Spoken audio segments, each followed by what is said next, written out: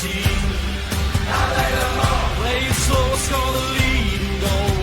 Depends on who you wanna be. I lay them all. You wanna play 24 hours a day? Then welcome to the city team. I lay them all. I got a dream and there's no stopping me. Watch me smile when I hear you scream. I lay them all. I lay them all. You got me smiling. I lay them all. I lay them all. Gray skies are hiding behind the blue. It's down to you.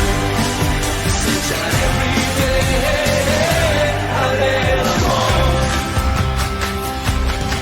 I lay them all. I lay, I lay. I lay them all. I lay them all. I lay, I lay. I lay them all. You live your life on the edge sometimes. They hope it turns out okay. I lay them all. This is your life, this is your time. Ain't gonna be no replay. I lay them all. Play through, don't be no fool. There's always another day. I lay them all. Never forget and have no regrets. Stars are made this way. I lay them all. I lay them all. You got me smiling. I lay them all. I lay them all. Gray skies are hiding behind the blue. It's down to you. It's sunshine every day. I lay them all. I lay them all. I lay, I lay. I lay them all. I lay them all. I lay, I lay. I lay them all. I lay them all. I lay them all. I lay them all. I lay them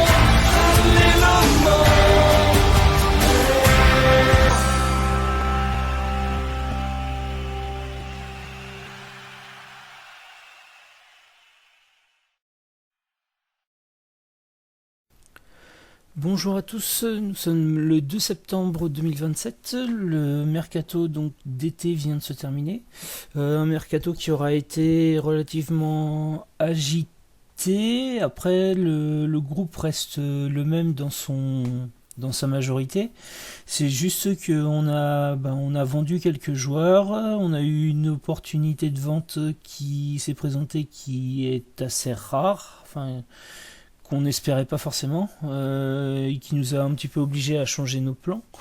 On va voir ça tout de suite. Déjà, on peut voir qu'on a vendu pour 68 millions et qu'on a acheté pour 39 millions.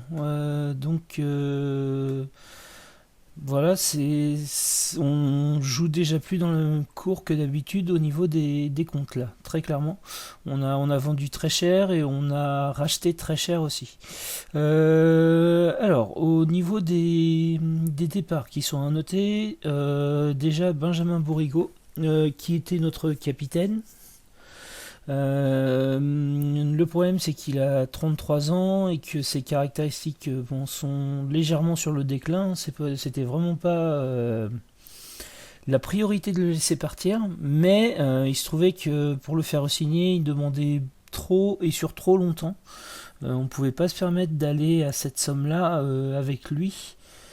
Et même s'il nous sert pour la formation de nos jeunes, ça posait problème. On a essayé d'attendre pour le faire baisser les prix, sauf qu'entre temps Toulouse est arrivé dessus et a proposé une offre sur la table, et du coup il est parti à Toulouse, sachant qu'il nous demandait beaucoup plus que 51K. En plus, à 51K je pense qu'on l'aurait repris nous de notre côté. Il avait peut-être envie de partir de chez nous, donc voilà. Donc c'est dommage, mais c'est pas un dramatique. Ce qui est embêtant par contre, c'est que ça réduit considérablement notre âge moyen de l'équipe, étant donné que c'était un vrai vétéran. Donc voilà, on a vendu Edzerabiou qui qui n'avait pas d'avenir chez nous, hein, qu'on envoyait en prêt chaque saison, qui a encore un petit peu de potentiel, mais bon, enfin, qui fera pas non plus une grande carrière selon nous, peut-être en Ligue 1 quand même, mais bon. C'est pas sûr. Alors Andrea Ristov, par contre là c'est un peu plus à noter, c'était notre remplaçant, un de nos premiers remplaçants avec Niakate. Il avait plus sa place de titulaire chez nous, et puis on avait besoin de l'argent on avait besoin d'argent là, tout clairement, tout simplement à la base, pour essayer de racheter un bon joueur dans notre attaque, là, un attaquant de pressing. Donc on l'a revendu, ça faisait partie de nos plans, lui, de le revendre, donc très bien, on l'a revendu à un prix très correct, 7 millions 75, une somme de 6 millions qui peut aller jusqu'à 7 millions, c'est très bien. Rukavina aussi, on parlait de le revendre probablement, il n'arrivait pas à percer chez nous en fait, donc on l'a revendu, il avait fait 2 saisons correctes mais sans plus. J'étais pas très. Je le sentais pas sur un avenir très long. Donc on l'a revendu une somme très correcte, 11 millions, c'est une belle somme. Et Alessio Rossa aussi, qu'on a revendu, pareil, on parlait de le revendre, lui, il commence un petit peu à perdre sa place chez nous, donc il valait mieux le revendre. On a eu une belle offre de 12 millions, donc très bien, on a sauté sur l'occasion. Et l'offre qui est arrivée de Manchester United, qui a été Douamena. Là par contre on s'y attendait pas du tout. Malheureusement, on voulait pas le vendre à la base, mais il se trouve qu'une somme comme ça on peut pas passer à côté. Donc on l'a laissé partir pour 38 millions 5, c'est un transfert qui peut aller jusqu'à 44 millions, donc 48 millions, et en plus qui a une clause à la revente pure de 50%, donc ça veut dire que s'ils le revendent 100 millions, on en touche 50 millions, donc ce jour-là c'est tout bénef pour nous. On ne pouvait pas ne pas le laisser partir pour le coup, même si c'est un joueur sur lequel on comptait sur l'avenir, qu'on voulait conserver et construire sur lui. La somme était trop conséquente pour s'asseoir dessus, donc on l'a laissé partir.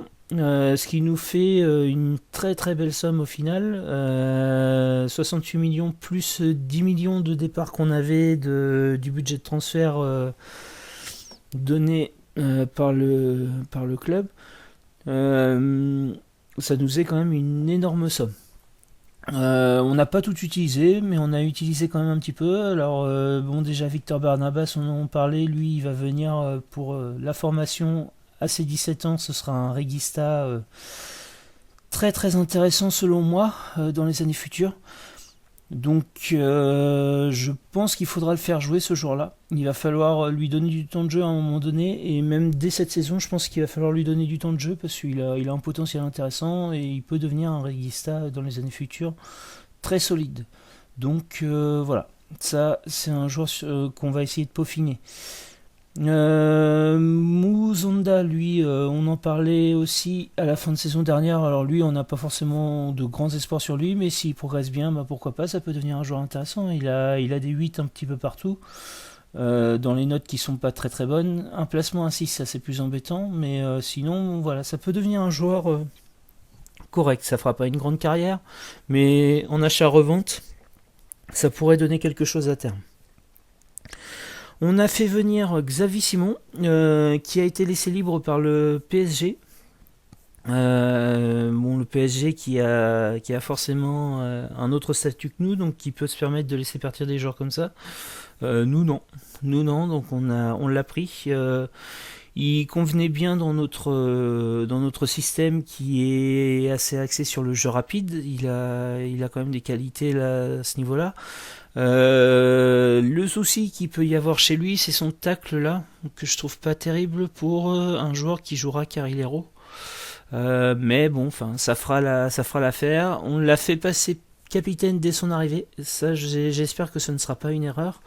Mais il a 24 ans, c'est un des joueurs les plus âgés. Il a un tempérament déterminé. Il a un leadership à 15 et une détermination à 15.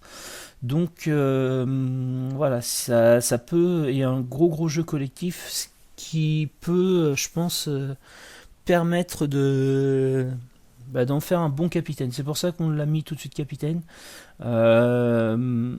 J'espère ne pas m'être trompé quand même dans les années futures là-dessus. Mais voilà, c'est un joueur là qui vient aussi pour ça. Bon, ce sera pas un joueur exceptionnel. À terme, il faudra qu'il laisse la place à Malango notamment, sur lequel on va essayer de faire, enfin, ce joueur qu'on va vraiment essayer de faire percer puisqu'il a un peu plus de potentiel et puis que c'est un produit du club.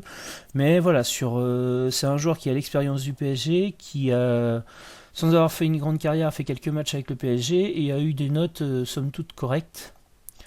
Donc voilà, je pense que c'est plutôt une bonne pioche compte tenu du tarif qui était laissé libre. Donc je pense que c'est une bonne chose. Et donc notre achat là qui sera le gros achat, donc notre 39,5 millions en fait on les a placés dans un seul joueur. C'est Bourmeau. Bourmeau qui n'était pas du tout le joueur prévu à la base. On cherchait donc un attaquant de pressing, on le savait, un attaquant de pressing très fort. J'ai cherché longtemps des joueurs de 25-30 ans, enfin des joueurs avec de l'expérience sur le poste. Le problème c'est que je trouvais jamais ce qu'il me fallait vraiment. Il y avait toujours des petites notes là qui passaient pas et qui me gênaient. Et puis lui, quand j'ai vu son profil, lui il a tout. Il a tout simplement tout. En attaquant de pressing attaque, voilà, mis à part une concentration et un courage à 10-11, le reste c'est du 14 ou du 15 partout, minimum. Donc vraiment on peut pas se passer d'un joueur comme ça, même s'il est jeune, il a déjà le niveau pour être le meilleur joueur chez nous là, très clairement. Donc voilà, on l'a pris, on a acheté cher, pour l'instant ça nous sourit pas, il est à 6,53 de moyenne, mais je pense que notre tactique demande beaucoup de temps d'adaptation, mine de rien, surtout pour les attaquants. Mais voilà, c'est un joueur qui marquait quand même 25 buts en Belgique. J'espère ne pas me tromper en disant qu'on a fait une bonne pioche. C'est un joueur qui a un sens du jeu collectif, qui est vraiment, je pense, le joueur idéal dans les caractéristiques pour jouer chez nous, dans notre système de jeu. Donc voilà, on l'a pris, on espère que ça sourira dans les années futures. Puis on verra quoi. En tout cas c'est un joueur qu'on devra revendre cher forcément quoi. Il y a vraiment pratiquement pas de doute là-dessus. Ce qui fait qu'au niveau de la tactique, notre tactique, notre 11 de départ reste plus ou moins le même. On a juste Simons ça qui change un petit peu. Peko, on va essayer de le passer titulaire cette année. On a bien réfléchi. Il a du potentiel et il a déjà le niveau. De toute façon, il a déjà plus ou moins le niveau. On va essayer de le placer plus ou moins titulaire en lieu et place de Yundong-Yi. Néanmoins, ça va tourner, mais on va essayer vraiment de lui donner de la place là, ce jour-là à Peko. Bourmeau serait notre attaquant de pressing titulaire à terme dans l'idée, ce qui nous fait là une triplette vraiment très très solide là, en tout cas sur le papier, avec aussi Mbambo. Mbambo il est où?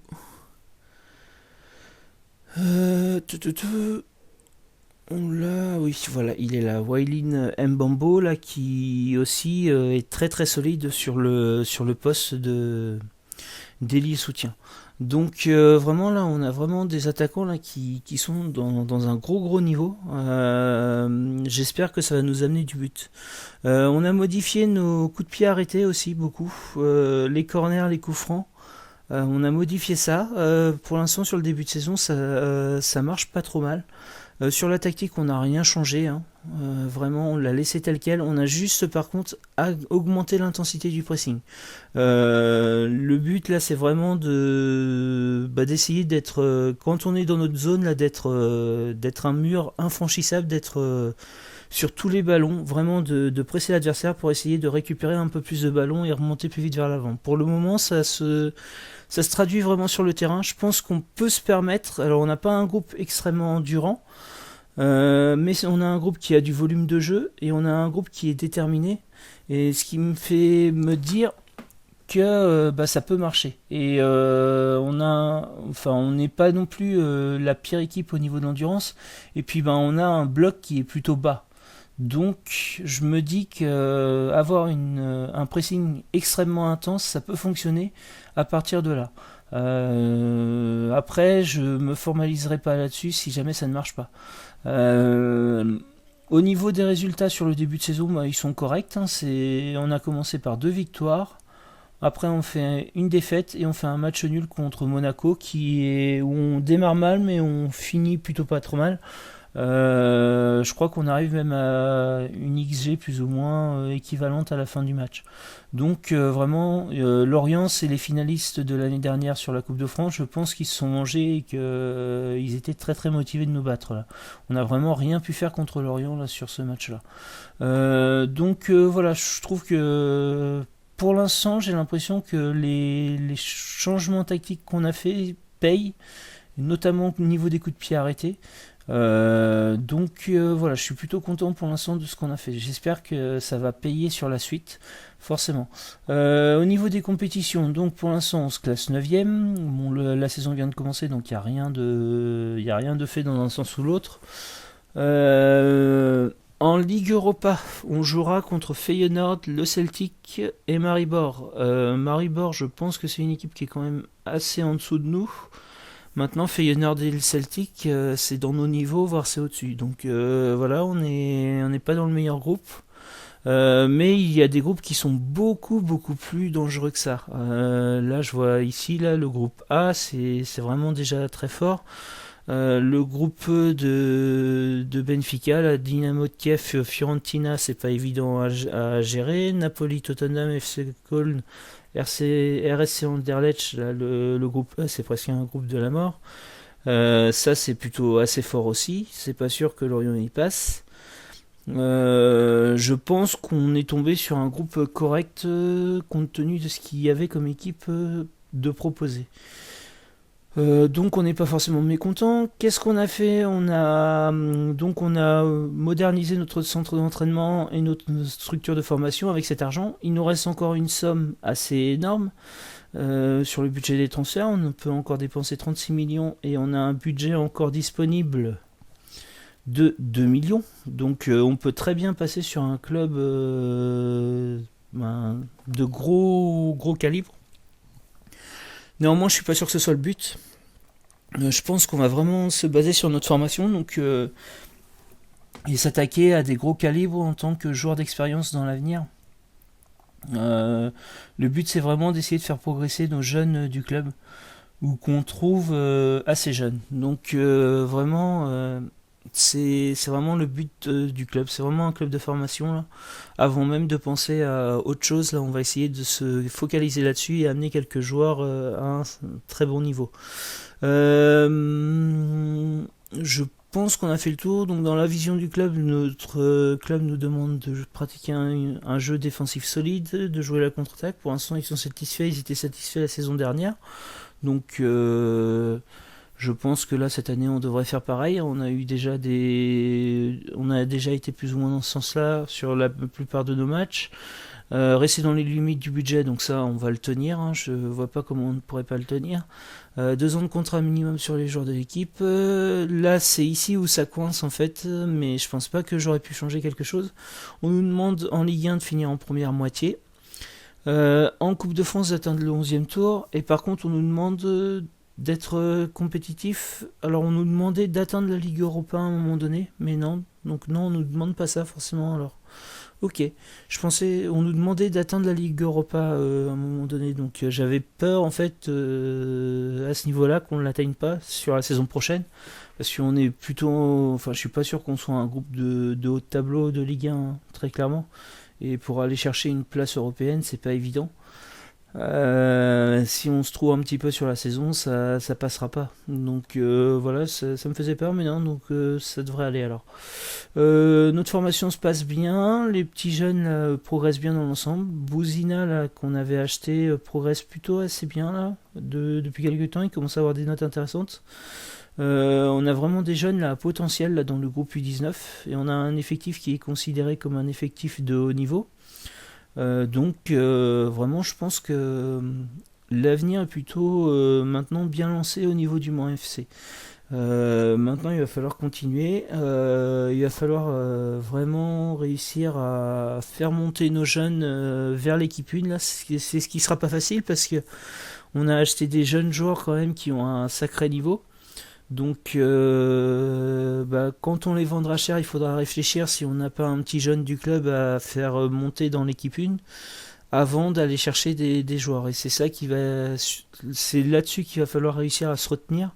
Parce que je pense qu'on a des joueurs de potentiel, mais qu'il va falloir les faire jouer à un moment donné au niveau du club pour pouvoir les faire progresser et les amener vers le plus haut niveau. Donc voilà, ça va être un petit peu le souci. On risque d'en avoir des résultats aussi qui vont en être amoindris. L'idée c'est d'aller vraiment sur une formation, essayer d'avoir un maximum de joueurs du club qui percent dans le haut niveau quoi. Voilà, je pense que j'ai fait le tour en fait. Il n'y avait pas grand chose à dire, même si le mercato a été agité. Au final, il n'y a pas énormément de choses qui sont passées de signifiant. Ça se dit, je sais plus, pour être dit quoi. Donc voilà, on a aussi envoyé, oui, j'en ai pas parlé, mais on a envoyé énormément de joueurs en prêt. Hein. Alors le petit regret que je peux avoir là-dedans, dans tous ces joueurs que j'ai envoyés en prêt, mais après c'est normal, nos jeunes du club sont pas encore, les bons jeunes du club en fait sont encore jeunes quoi. Mais c'est qu'on a que 2 joueurs issus de notre centre de formation qui sont dans les prêts là actuellement. Tous les autres c'est soit des échecs, soit des joueurs qui n'ont pas le niveau, soit des joueurs qu'on n'a pas conservé. Enfin voilà. Donc voilà, c'est ça un petit peu qui peut être un petit peu embêtant. Et tous ces joueurs là c'est des joueurs qu'on a achetés pas très cher et que qu'on prévoit plus sur de l'achat-revente à la base plutôt que d'intégrer notre groupe à l'avenir, et je pense que c'est ce qui va se passer là pour à peu près tous là. Je pense pas qu'il y en ait beaucoup qui aient le niveau pour être chez nous à l'avenir. Kevin, j'en avais pas parlé, on l'a prêté, mais on l'a prêté avec une option d'achat, je sais pas si ça se voit. S'il arrive à faire un nombre de matchs avec le club de Toulouse, je sais plus combien c'était, il sera obligatoirement acheté. Ouais. Voilà, après 20 matchs. Donc là, il en a déjà disputé 4. S'il dispute 20 matchs, il sera obligé d'être acheté par le club de Toulouse. Donc ça, c'est une bonne chose pour nous. On a peut-être réussi à vendre ce joueur-là qu'on n'arrivait pas à vendre là sur la saison dernière. Et cette année, on n'arrivait pas à le vendre non plus. Donc ça se présente plutôt assez bien. Maintenant, il faut qu'il réussisse à faire ces 20 matchs. C'est ça le truc. Mais bon, enfin, voilà, ça peut se faire. On croise les doigts. Voilà, et nous on va se retrouver sûrement pour un match à jouer dans le courant de la saison. Sinon, au mercato d'hiver, s'il y a des choses qui se passent. C'est pas impossible. Ce qu'il y a, c'est que je cherche des joueurs expérimentés qui pourraient nous permettre de changer la personnalité, notamment de nos jeunes. Parce qu'on a beaucoup de jeunes là dans l'équipe U19 qui ont un gros potentiel, mais qui ont une personnalité qui doit être améliorée. Donc voilà, c'est ça qu'il faudrait que je réussisse à trouver. C'est pas forcément facile, j'ai pas trouvé jusqu'ici. Au sein du club, mes joueurs sont trop jeunes pour former là, actuellement. Mis à part quelques cas rares, enfin je sais plus, exceptions, des exceptions, c'est ça, c'est le mot. On n'a pas vraiment de joueurs qui ont le niveau pour tenir la place. Donc on va chercher un petit peu ça Et après, il faut pas qu'on prenne n'importe quoi, parce qu'il faut pas que les joueurs soient trop forts pour prétendre à une place au-dessus de nos jeunes, et il faut pas non plus qu'ils soient de trop bas niveau pour ne servir à rien dans le club. Donc c'est pas évident, et ça prendra du temps, et il faudra trouver les petites opportunités par-ci par-là. Voilà, bah, c'est tout pour pour aujourd'hui. Je vous dis à très bientôt et bon match à tous.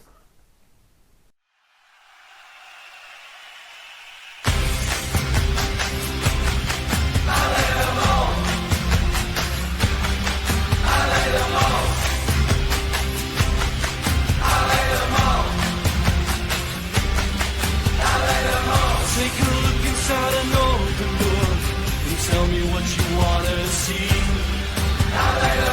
Play it slow, score the leading goal. Depends on who you wanna be. You wanna play 24 hours a day? Then welcome to the city scene.